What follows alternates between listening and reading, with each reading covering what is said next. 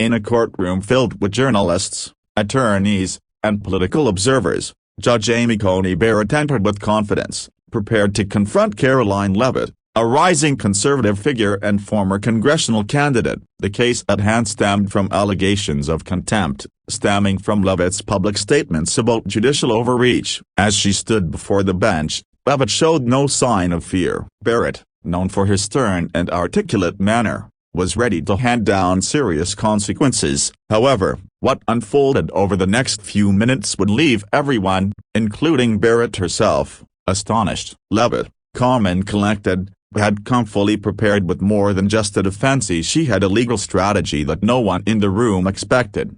Judge Barrett began by reading a list of grievances filed by the court, including claims that Leavitt had undermined the judiciary's authority. The prosecutor echoed these sentiments, requesting a fine and potential jail time for Leavitt's deliberate defiance. While the courtroom murmured in reaction, Leavitt waited silently for her chance to speak. When it came, she addressed the court with a poise that felt more like that of a seasoned attorney than a political commentator. She respectfully acknowledged the court's authority, but swiftly transitioned to dismantling the case against her, citing constitutional protections, free speech precedents, and procedural missteps by the prosecution that brought the room to a still silence.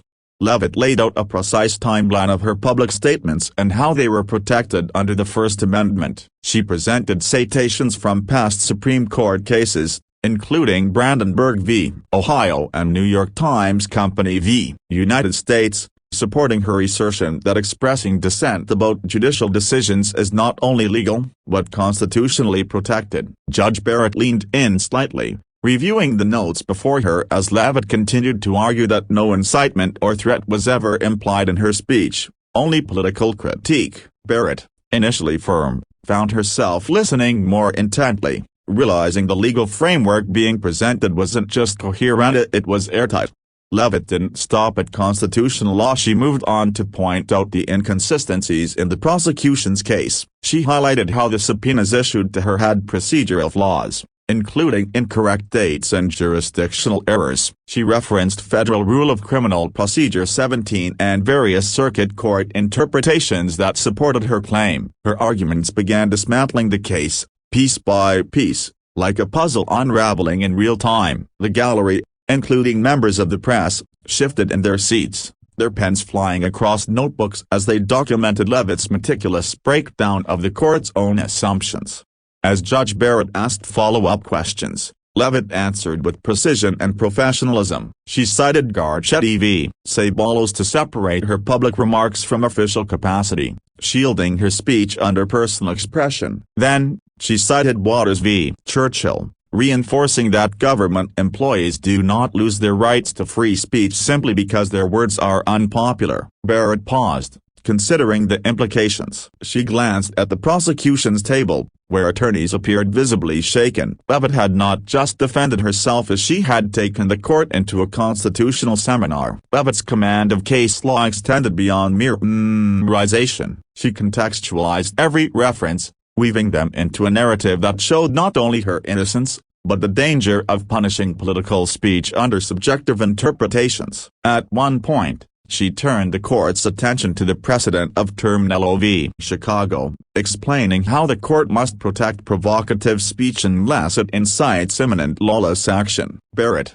visibly impressed yet still reserved, acknowledged the relevance of the argument. She requested time to deliberate, but the courtroom already felt the weight of what had occurred. Reporters rushed outside the courthouse during recess to deliver the breaking news that Karoline Leavitt, once presumed to be outmatched, had turned the tables with a masterclass in legal reasoning. Legal analysts began weighing in across platforms, many of them echoing admiration for Leavitt's ability to cite case law more accurately than some seasoned attorneys. Her performance ignited a storm on social media, where hashtags like Legal Genius and Leavitt Unleashed began trending. Meanwhile, inside the courtroom, Barrett reviewed transcripts and evidence again, now through a completely different lens. When the session resumed, Judge Barrett asked a final round of questions, challenging Leavitt on intent and potential harm. Leavitt calmly responded by invoking Illinois v. United States, reinforcing that intent in speech must be proven beyond reasonable doubt and that her intentions were clearly political and not criminal. She emphasized that public critique of institutions is a cornerstone of a functioning democracy. With every answer,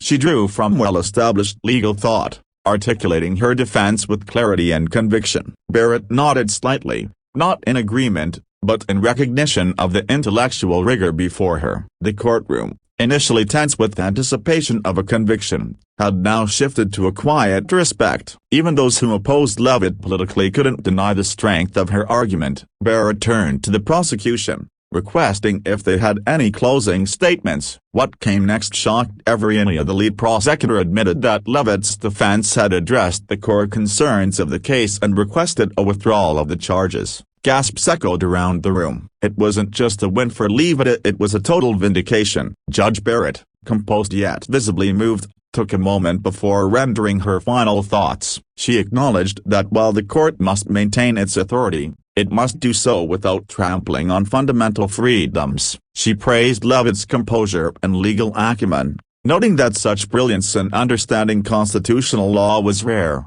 especially in someone without formal legal credentials. Barrett then dismissed the case in its entirety, stating, "It would be a disservice to our Constitution and this nation's history of civil liberty to penalize someone for the very rights that document protects."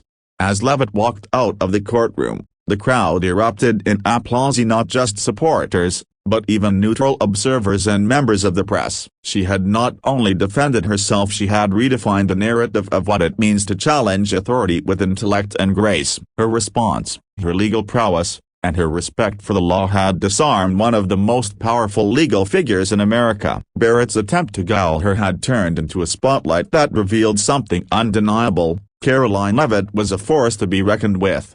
In the days following the trial, constitutional scholars and political commentators hailed the moment as one of the most defining courtroom events of the year. Universities cited the transcript in lectures, and major publications ran headlines declaring Leavitt's courtroom defense as historic. Judge Amy Coney Barrett, though initially the adversary, later gave a public interview saying she respected the passion and intellect that Leavitt brought to the courtroom. In the end, what was meant to be a punishment became a moment of national reflection on free speech, judicial power, and the underestimated strength of a well-informed citizen.